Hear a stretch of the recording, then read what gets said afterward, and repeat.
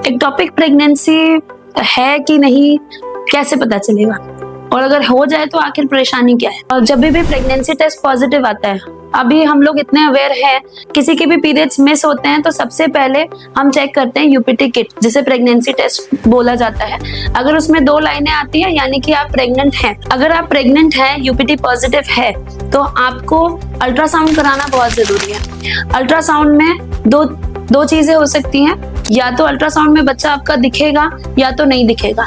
अगर नहीं दिख रहा है तो हमें ब्लड टेस्ट कंफर्मेशन के लिए जरूरी होता है, जिसे कहते हैं बीटा एचसीजी टेस्ट।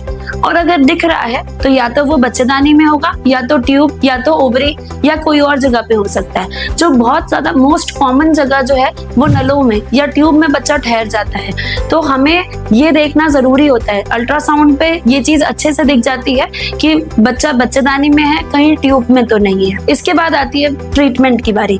तो ट्रीटमेंट में मान लीजिए कि बच्चा ट्यूब में है, तो क्या किया जाए।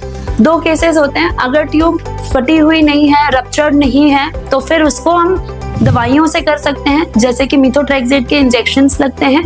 डिपेंड करता है कि आपकी बीटा एचसीजी की वैल्यू क्या है, ये बच्चे की धड़कन आई है कि नहीं, कितनी ग्रोथ हुई है बच्चे की। या फिर सर्जरी करनी पड़ सकती है, जिसमें या तो ट्यूब निकालना पड़ सकता है, या तो ट्यूब से बच्चे को निकाल के, जिसको साल्पिंगोस्टोमी कहते हैं, ये ऑपरेशन किया जाता है। तीसरा सिनेरियो जो आता है कि रप्चर्ड एक्टोपिक प्रेगनेंसी, जिसमें ट्यूब फट चुकी है। इसमें पेशेंट की हालत देखी जाती है।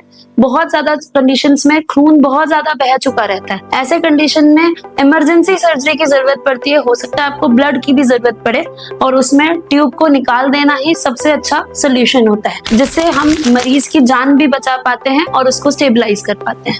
नमस्ते।